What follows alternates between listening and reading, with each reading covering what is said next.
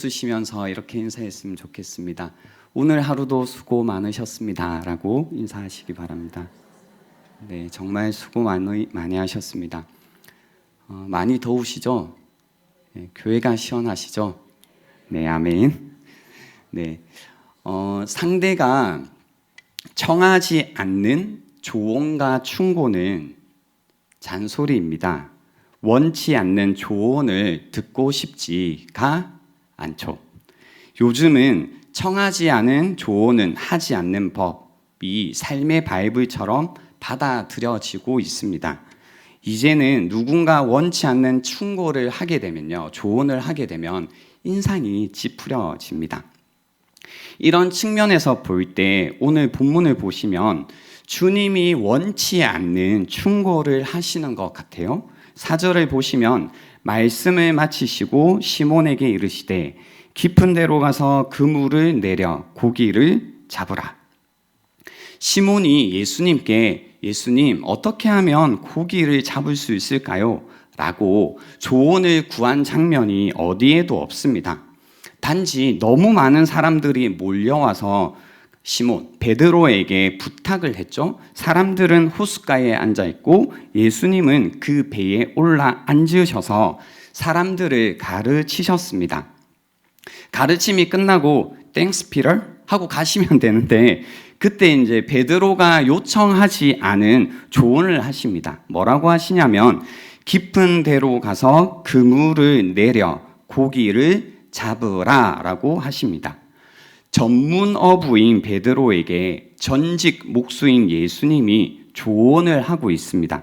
더욱이 베드로의 지난 사정을 전혀 모르시고 하는 조언 같아요. 5절에 보시면 시몬이 대답하여 이르되 선생님 우리들이 밤이 새도록 수고하였으되 잡은 것이 없지만은, 무슨 얘기냐면 우리들이 밤이 새도록 수고하였다. 근데 잡은 것이 없다라는 이야기입니다. 여기서 수고하였다라는 것은 애쓰다, 노력하다, 분투하다, 피곤하다, 지쳤다라는 의미를 가지고 있습니다. 그러니까 밤이 새도록 우리가 애를 썼습니다. 최선을 다했습니다. 열심히 했습니다. 할 수 있는 것을 다 해봤습니다. 그리고 이미 지쳤습니다. 그물을 내리는 최적의 시간대인 밤에 이미 그물을 내렸다라는 겁니다. 노력을 했지만, 애를 썼지만 잡은 것이 없다라는 이야기입니다. 아무런 열매가 없었다라는 말을 하고 있는 겁니다. 깊은 데로 가서 그물을 내려 고기를 잡으라 라는 이야기에 베드로가 예수님 제가 깊은 바다를 생각하지 못했네요. 아니면 제가 최선을 다해 그물을 내리지 않았군요. 한 번 더 해봐야겠습니다. 라는 이런 상황이 아니다라는 겁니다. 그래서 베드로의 입장에서는요, 지식적으로 자기가 알고 있는, 그리고 상황적으로 체력적으로 볼 때는 따르기 힘든 조언입니다. 사실 그렇게 따라야 하는 이유가 전혀 없습니다. 이런 상황에서 우리라면 어떻게 반응을 했을까요? 우리도 그렇게 이야기할 때가 있잖아요. 이미 애를 써봤습니다. 내가 안 해봤겠어요? 지금은 좋은 때가 아닙니다. 해봤는데 안 되더라. 이미 나는 너무 지쳤다. 왜 이렇게 납득이 안 가는 이야기를 계속 하시나? 라는 것이 우리가 보이는 일반적인 반응이고 자연스러운 반응이다라는 거죠. 근데 베드로는 어떻게 반응을 했냐면요, 하고 싶지 않은 상황, 되지 않는 이유들을 내려놓고요, 단 한 가지 이유로 인해 그물을 내리겠다라고 이야기합니다. 5절에 보시면 시몬이 대답하여 이르되 선생님 우리들이 밤이 새도록 수고하였으되 잡은 것이 없지만은 말씀에 의지하여 내가 그물을 내리리다 하고 라고 반응합니다. 한 가지 이유, 말씀에 의지하여 내가 그물을 내리겠다라는 겁니다. 여기에서 말씀에 의지하여 라는 것이 NIV 영어 성경을 보면요, because you say so, 그러니까 주님이 그렇게 말씀하신다면, 주님이 그렇게 말씀하시기에라는 의미고요. 좀 더 원문을 이제 원문 그대로 옮긴 ESV 버전을 보시면 at your word라고 되어 있습니다. 주님의 말씀에 그물을 내리겠다라는 겁니다. 때, 방법, 그럴 만한 때도 아니고 될 만한 방법이어서가 아니라 내가 이것저것 따져서 내리는 결정이 아니라 주님이 그렇게 말씀하시기에 주님의 말씀에 내가 그물을 내리겠다라는 의미입니다. 얼마나 심플한가요? 얼마나 단순한가요? 우리에게도 이렇게 단순한 순종의 마음이 필요하다라는 생각이 듭니다.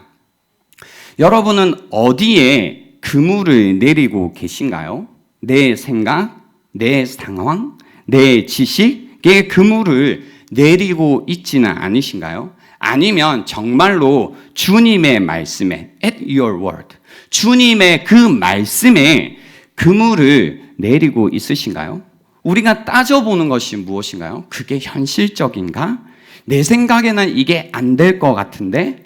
혹은 감정에 많이 우리가 그물을 내리죠. 별로 하고 싶지 않은데 그리스도인이니까 나도 뭐 주님의 말씀대로 살고 싶고 순종하고 싶고 주님의 뜻대로 살고 싶은데 근데 그게 어떻게 그렇게 되냐? 나도 사람인데 라는 이야기를 하지 않냐라는 겁니다. 사람의 충고와 조언처럼 주님의 말씀도 우리가 따져본다라는 겁니다. 그래서 주님의 이 말씀도 단순히 사람의 조언처럼 우리가 받아들이면서 살고 있습니다. 이런 태도로는 주님께 절대로 순종할 수 없다라는 겁니다.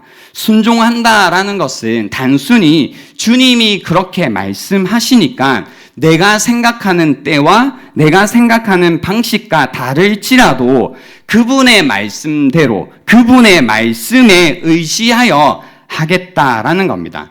그래서 우리가 주님께 순종하고자 할 때 중요한 것은 누가 그 말씀을 하셨는가를 놓치지 말아야 됩니다.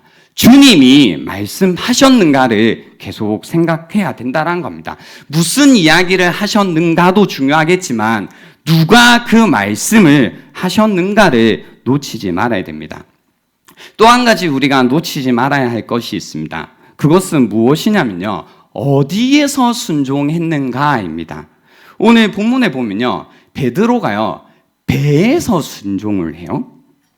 베드로에게 있어서요. 배라는 공간은 그가 확실히 주도권을 쥐고 있는 자리입니다.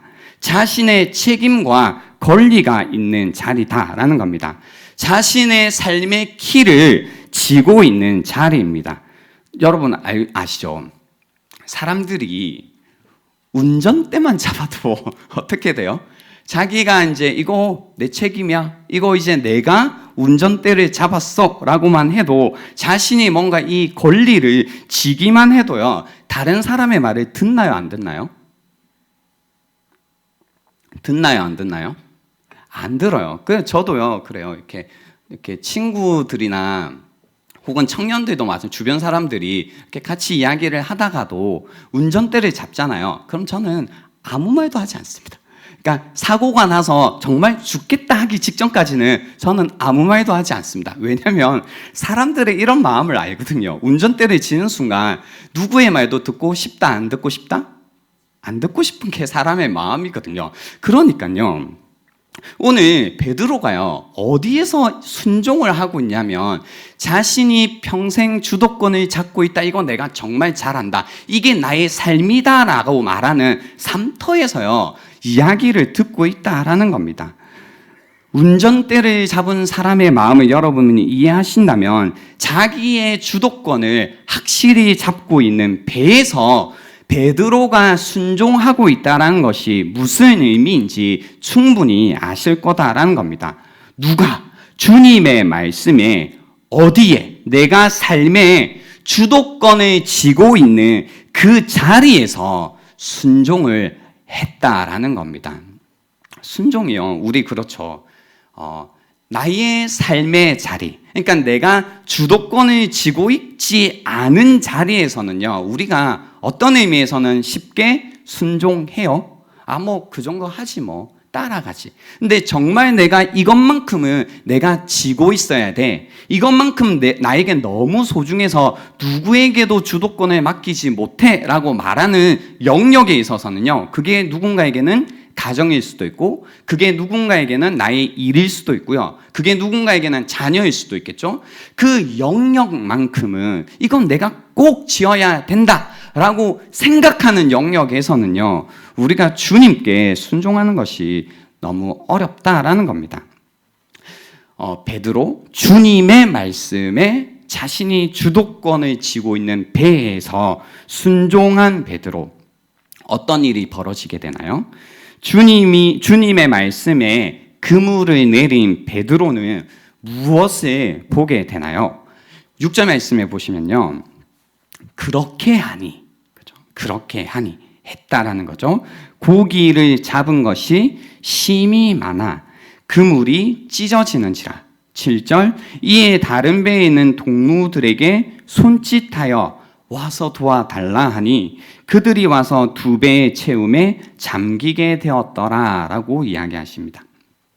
주님의 말씀에 그물을 내렸습니다. 주님의 말씀에 의지하였더니 경이로운 일이 일어나는 것을 보게 되었습니다. 잡은 고기가 심이 많아 그물이 찢어지기 시작한 겁니다.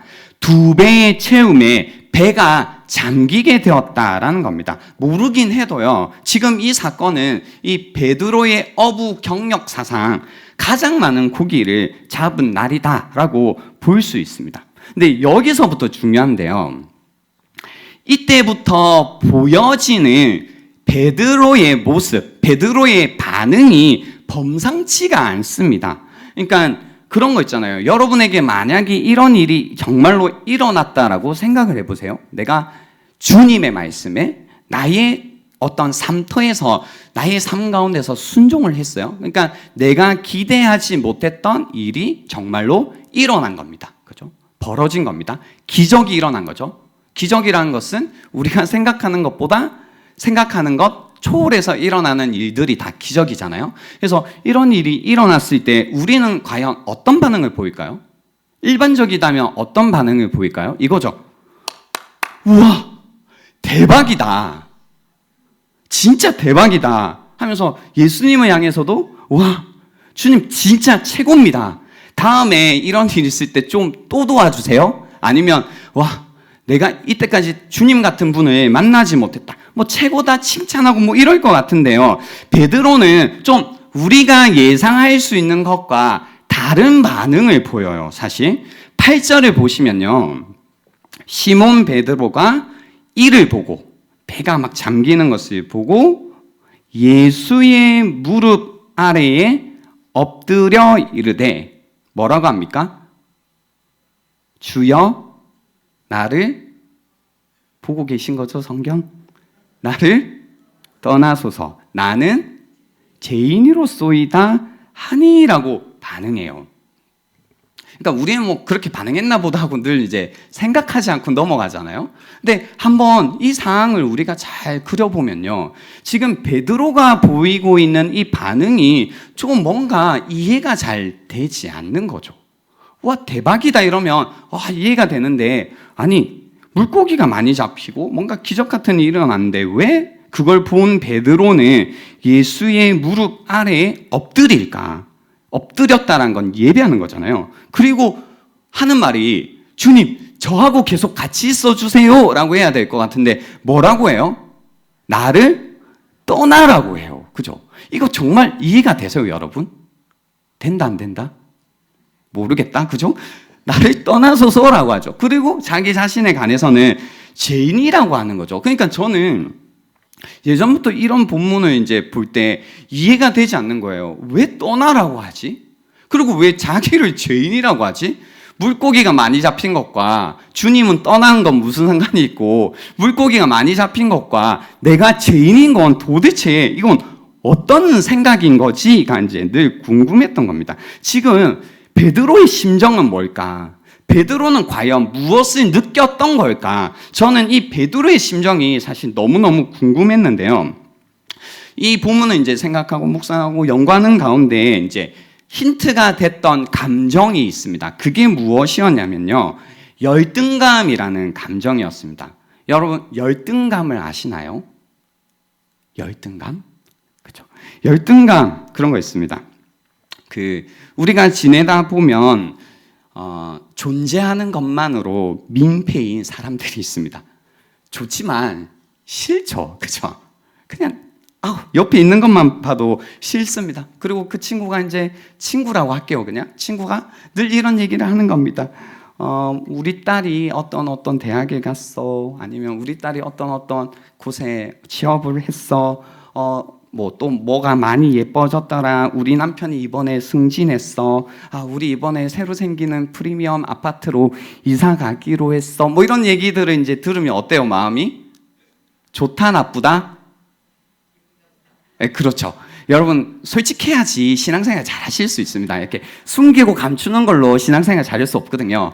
그러니까 그런 사람들을 이렇게 보면 이제 한 분씩 그런 사람들 있죠, 주변에. 그냥 존재하는 것만으로 내 친구여서 좋지만 이렇게 싫은. 그래서 제가 좀 없어졌으면 좋겠다. 뭐 이런 사람들이 있다 없다? 네, 있는 거죠. 그죠? 그런 마음이 있는 겁니다. 우리에게는 왜 이런 마음이 있을까? 왜 존재하는 것만으로 이렇게 좀 사라졌으면 하는 인간들이 있을까라고 할 때요. 미움받을 용기라는 책의 저자인 아들러는 열등감을 이렇게 설명해 주고 있습니다. 인간의 불완전성이 열등감을 불러일으킨다라는 굉장히 이제 통찰력 있는 말을 하는데요. 인간이 가지고 있는 불완전성, 내가 가지고 있는 불완전성이 열등감을 불러일으킨다라는 겁니다. 그런 거죠. 내가 느끼기에 이제 나보다겠죠. 비교급으로 얘기할 수 있겠는데 뭔가 완전해 보이고 온전해 보이고 완벽한 조건을 가진 사람을 우리가 만나게 되면 그냥 그 사람의 완전함, 완벽함이 막 보인다기보다는 뭐가 보이죠? 나의 불완전함과 나의 완벽하지 못함, 나의 온전하지 못함, 나의 부족함이 느껴져서 우리 안에 열등감이라는 감정이 이렇게 막 일어나는 거죠. 그때 우리가 느끼는 감정은 열등감이고 일어나는 현상은 뭐죠? 지진이 일어나죠. 그죠? 막 삶이 흔들립니다. 왜 내가 이러는지는 모르겠지만 열등감이 일어나는 순간 그 감정으로 인해서 내 삶이 막 흔들립니다. 특히나요, 여러분. 이제 내가 엄청나게 부족한 면에 관해서 우리가 열등감을 느끼겠지만 그것보다요, 언제 더 우리 삶 가운데 심하게 지진이 일어나냐면 내가 좀 괜찮다. 이것만큼은 내가 좀 가졌다. 이것만큼은 내가 자신 있다. 이렇게 자부심이 있는 영역이 있는 거예요. 그게 뭐 누군가에게는 보니까 이제 외모의 자부심들이 있으시죠? 지금 제가 보고 말씀드린 겁니다. 그죠? 이렇게 외모의 자부심이 있거나 아니면 이제 그래도 내가 어릴 때부터는 좀 똑똑했어. 난 스마트했어. 아니면 그래도 나는 우리 집은 괜찮아. 아니면 그래도 우리 자녀는 괜찮아. 아니면 죄송합니다. 우리 남편은 괜찮아. 공감 얻지 못할 거라고 예상했습니다. 그리고 뭐 우리 아내는 괜찮아. 이런 이제 나만이 가지고 있는 자부심의 영역이 있는 거죠. 그러니까 그거 가지고 내가 이렇게 괜찮다라고 느끼고 살고 있는데 딱 그 영역에 있어서 더 나은 어떤 이제 사람이라거나 그것보다 더 좋은 것을 소유하고 있는 사람을 만나게 되면요. 우리 안에 엄청난 지진이 일어나는 거죠. 그걸로 내가 그걸로 내가 나를 지키며 나를 지탱하며 살아오는 건데 그것보다 더 완전하고 완벽하고 충분한 것을 보는 순간 내가 유일하게 붙들고 있는 나의 이미지를 지키고 있는 나의 정체성을 세우고 있는 그 영역에 있어서 지진이 일어나니까 우리는 완전히 우리의 삶이 흔들리는 겁니다. 완전히 깨어지기 시작하는 겁니다. 그래서 고통스러운 정도가 아니라 이 정신적인 그리고 정서적인 탈골이 일어난다라는 겁니다. 왜냐하면 우리의 삶이 완전히 깨어지는 겁니다. 이처럼요, 여러분, 완전함 앞에서 우리라는 존재는요, 깨어지게 되어 있습니다. 그 완전함 앞에서 우리라는 존재는 지진이 일어나게 되어 있다는 겁니다. 그래서 이러한 표현들이 되게 현대적으로 제가 표현해 드렸지만 성경에는 계속해서 이런 이야기들이 있습니다. 예를 들면 이사야 6장에 보시면 하나님을 만난 이사야 선지자. 거룩하다, 거룩하다, 거룩하다.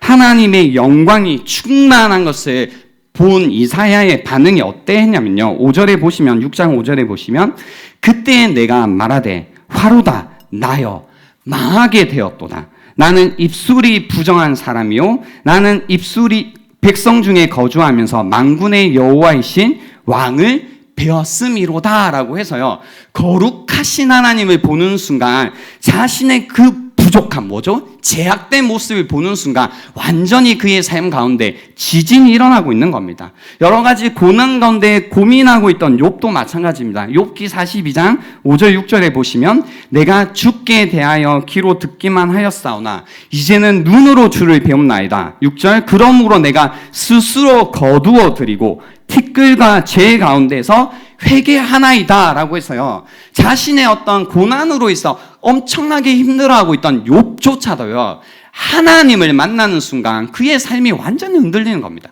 그 안에서 나는 그냥 회개밖에 할 존재다, 나는 그냥 죄인이다 밖에 느끼지 못하는 겁니다. 여러분, 지금 베드로가요 어떤 반응을 보이고 있는지 아시겠죠? 물고기 잡은 게 그냥 박수 쳐주고 이거 대단한 일이구나 라고 말할 정도가 아니라 자신이 가장 자신 있어하는 고기 잡는 영역에 있어서요, 내가 예상하지도 못했고 생각하지도 못한 방식으로 그 고기가 잡히는 걸 보니 자신이 예수 그리스도의 무엇을 보기 시작했냐면 그분의 신성, 그분의 하나님 대신 하나님의 임재 가운데 거하게 되는 겁니다. 그 가운데 자신이 느낀 것은 단순히 엄지를 들어주는 것 정도가 아니라 함께 웃으면서 주님과 계속 함께 있으면 좋겠다 이런 유쾌함이 아니라요, 그 하나님 앞에 온전히 엎드려지게 되었다라는 겁니다. 하나님을 만난다라는 것, 예수 그리스도를 우리가 하나님을 만난다라는 건요, 우리 삶 가운데 지진이 일어나는 일이다라는 겁니다. 그래서 그 지진이 우리 삶 가운데 변화를 일으킬 수밖에 없다라는 겁니다. 베드로는 예수 그리스도를 만나는 순간, 진짜 그분을 만나는 순간 자신의 진짜 이미지를 보게 되었다라는 겁니다. 나 그동안 괜찮은 사람으로 여기고 살아왔다가 주님을 만나니 나의 모습이 어떤 모습인지 직면하게 되었다라는 겁니다. 내가 정말 작구나, 보잘것없구나, 나는 정말 죄인이구나 라는 것을 느끼게 되는 겁니다. 예수 그리스도를 만나면 이런 삶 가운데요, 지진이 일어나는 겁니다. 그 가운데 우리의 삶이 뒤집어지기 시작하고 나의 삶을 보기 시작한다라는 겁니다. 그래서 오늘 본문에서는요, 베드로가 갑자기 자기가 이전에 지었던 죄가 떠오른 것이 아니라 그런 의미보다는 예수 그리스도 앞에서 자신의 그 가치 없음을 느꼈다라는 겁니다.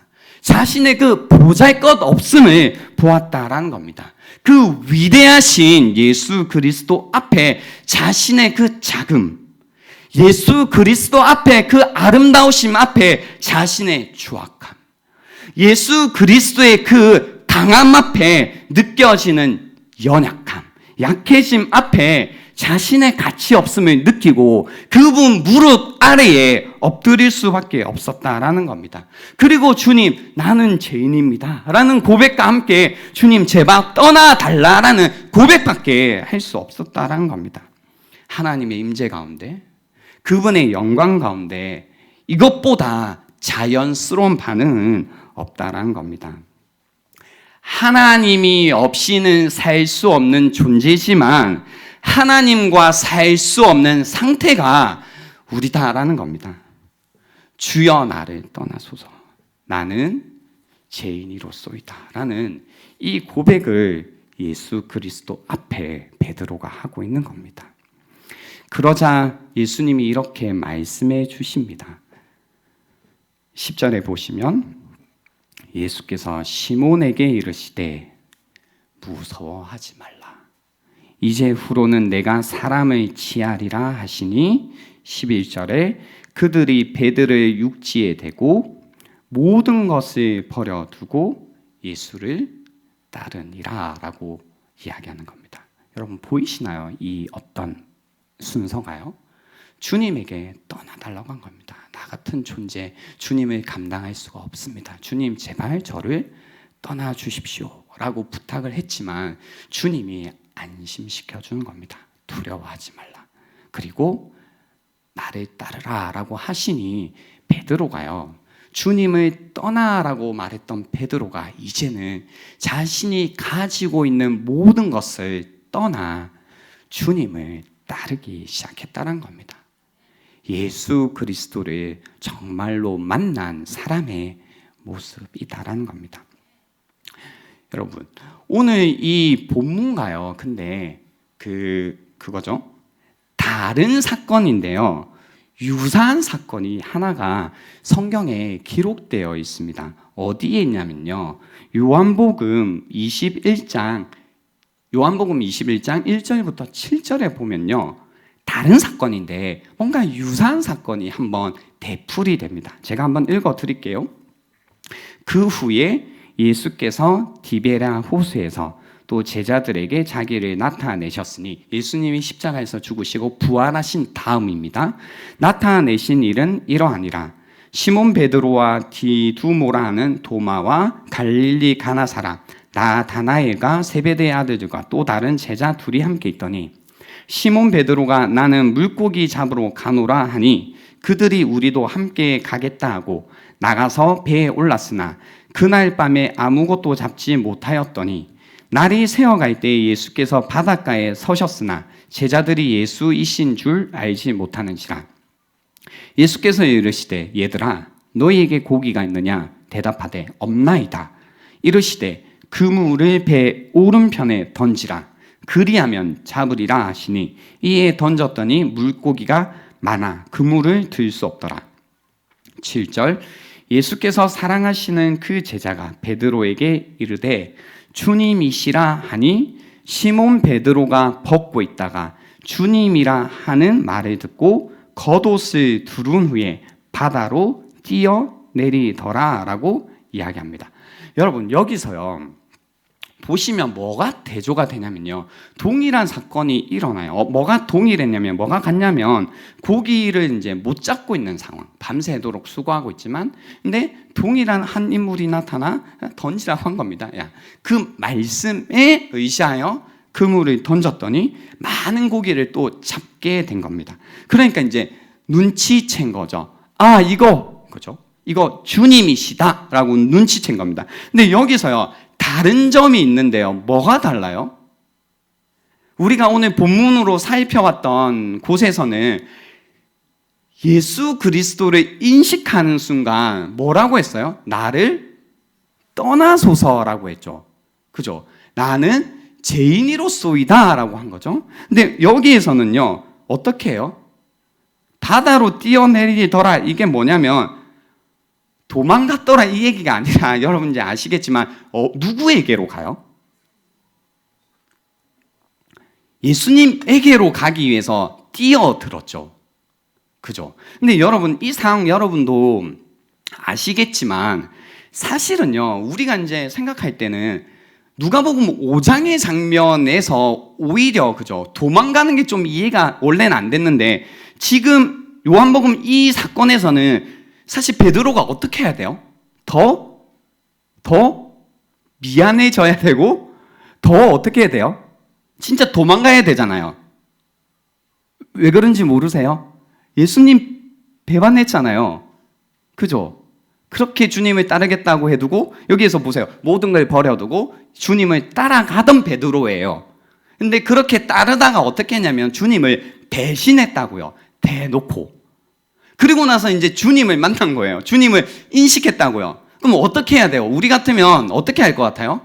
주님으로부터 더 멀리 도망가고 싶겠죠. 근데 여기에서 베드로는요, 신기하게도요, 전혀 다른 행동을 합니다. 주님이다라는 걸 인식하는 순간, 아는 순간, 옷을 입고요, 주님께로 뛰어가는 겁니다. 뛰어든다라는 겁니다. 저는 이 본문이요, 그래서 우리에게 주는 교훈이 있는데, 우리가 하나님 앞에서 하나님을 만난 순간, 우리가 정말로 죄인이구나, 우리가 보잘 것이 없구나, 우리가 하나님 앞에 하나님 없이는 살 수 없는 존재지만 하나님과 함께 있을 수 없는 존재구나, 이런 가난한 심령 가운데 하나님의 은혜를 구하고 그분의 은혜로 말미암아 하나님의 은혜의 보좌 앞에 하나님께 나아가는 은혜를 얻다가도, 그러다가도 우리의 삶 가운데 주님을 따라간다 말하고 주님의 제자라고 말하면서 살아가다가 우리도 베드로처럼 주님을 배반하고 배신하고 주님으로부터 돌아설 때가 있잖아요. 그러고 나서 우리가 하는 행동은 대부분 뭐냐면 베드로가 처음에 보였던 모습, 주님 나를 떠나주십시오의 신앙생활을 한다니까요. 제가 한 청년하고 상담했습니다. 자기가 이제 예전에 이제 신앙이 별로 좋지 않고 뭔가 흔들리는 그런 시기에 그 교회에 나온 게 힘들었대요. 특히 금토를 막 뭔가 이제 자기가 원하는 대로 정욕대로 지내다 보면 주일에 교회에 나오는 게 너무 힘들다고 하더라고요. 그러니까 양심의 가책을 느낀대요. 그래서 예배 드리는 게 힘들고, 그래서 오히려 더 교회에 나올 수 없었다라는 이야기를 솔직하게 해주더라고요. 근데 이게 우리의 마음이잖아요. 우리가 주님을 따른다고 했다가 뭔가 나의 삶 가운데 문제가 생기고 더 이상 주님의 말씀을 이제는 말씀이 아니라 충고로 듣거나 조언으로 듣기 시작하고, 그 가운데 그 말씀에 순종하지 않기 시작하고 내 삶 가운데서 그분의 말씀을 떠나기 시작함 가운데 이제 주님 없이 내 마음대로 내 뜻대로 살다가 주님도 배반하며 살다가 다시 주님을 만나는, 다시 주님께로 돌아가야 되는, 다시 하나님께로 나아가야 되는 그런 부르심이 있을 때마다 우리가 망설이고 다시 돌아서지 못하는 이유는 우리 안에 있는 그 양심의 가책이라는 걸 이야기하지만 성경이 우리에게 주는 메시지는 뭐냐면요, 배신했던 베드로는 오히려요, 그 오랜 기간 동안 예수 그리스도가 누구인지 알아감을 통해서 자신이 넘어졌지만, 쓰러졌지만, 때때로 이 순간 중요하게 주님으로부터 돌아섰지만 다시 주님을 만나는 순간, 다시 십자가를 지시고 부활하신 예수를 만나는 순간 망설이지 않고 주님께로 뛰어갔다라는 겁니다. 이것이 우리에게 필요한 태도라는 겁니다. 우리의 연약함 가운데서, 우리의 부족함 가운데서, 우리의 넘어짐 가운데서 주님께서 우리를 부르고 계실 때 우리가 해야 되는 것은 망설이지 않고 하나님 아버지의 품으로 우리가 달려가야 된다는 겁니다. 그리고 우리가 이 일을 위해서 계속 살아가야 된다는 겁니다. 이제 말씀을 정리하려고 하는데요, 저희 이제 이 청년함대가 강릉으로 국내 선교를 다녀왔거든요. 선교를 가기 전에 이제 그런 고민을 합니다. 무슨 고민을 하냐면, 왜 국내일까? 그리고 저희가 강릉 지역으로 갔는데 왜 강릉일까? 그리고 교회로 갔거든요. 왜 교회일까? 라는 이제 질문들을 가지죠. 그 가운데 이제 선교를 준비한 가운데 하나님, 이걸 왜 선교라고 해야 될까요? 과연 선교란 무엇일까요? 라는 이제 질문 가운데 제가 받았던 대답은 무엇이었냐면, 선교란 사람들을 하나님께로 돌이키는 것이 선교다라는 마음을 주시더라고요. 그 마음 하나를 가지고 이제 갔죠. 그리스도인들이었어요. 무슨 얘기냐면 다 교회에 다니고 있다라고 말하는 청소년들, 청년들이었습니다. 그래서 집회가 이제 시작되고 예배를 드림 가운데 어떤 시간이 있었냐면요, 삶으로 드리는 예배라고 해서 말씀을 들은 다음에 이제 우리는 늘 말씀을 듣고 기도하고 끝내지만, 제가 좀 선호하는 방법은 뭐냐면 말씀을 듣고 그 말씀이 우리에게 주시는 메시지가 있거든요. 그걸 이제 잠잠하게 들은 다음에 마음으로 하나님께 반응하는 시간이라는 걸 만들었는데요, 이제 그런 시간을 가졌죠. 오늘 들었던 말씀에 하나님 앞에서 반응을 하시라고 삶으로 해서 이제 쪽지를 나눠주고 중학생, 고등학생, 뭐 청년들, 대학생들 이제 적는 시간이 있었어요. 이제 그걸 받고 이제 돌아왔죠. 저녁에 이제 집회가 끝나고 그 나눔지를 보는데 어떤 내용들이 80% 정도 됐냐면요. 이제 그 삐뚤삐뚤한 글씨. 누가 봐도 중학생. 누가 봐도 그 궁금해서 야, 이름이 얘인데 얘가 혹시 몇 학년이었어? 라고 물어보니까 중2 혹은 중1 이야기를 하더라고요. 그래서 이제 그 글을 읽어봤는데 뭐라고 되어 있었냐면요. 그냥 은혜 받았습니다. 아니면 예배가 좋았습니다. 아니면 뜨거웠습니다. 이런 얘기가 아니고요. 그날 전해졌던 메시지에 정확하게 반응을 하고 들었고 그 메시지에 반응하여서 뭐라고 고백하냐면 다시 하나님께로 돌아가고 싶다라는 이런 고백들이 대부분이었습니다. 거기에서 만났던 그리스도인이라고 하지만 어떤 상태에 거의 있었다라고 느꼈냐면요.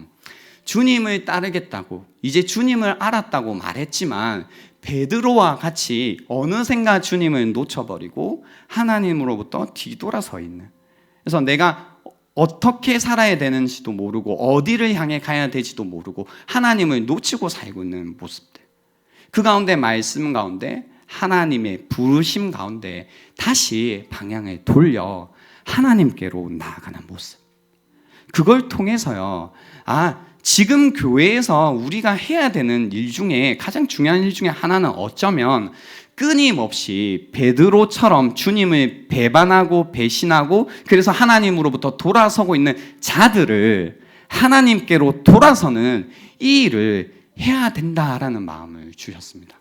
제가 오늘 여러분께 한번 질문을 드려볼게요. 여러분은 어떻게 지내고 계신가요?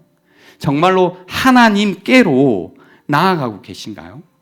하나님을 향하여서 살아가고 계신가요?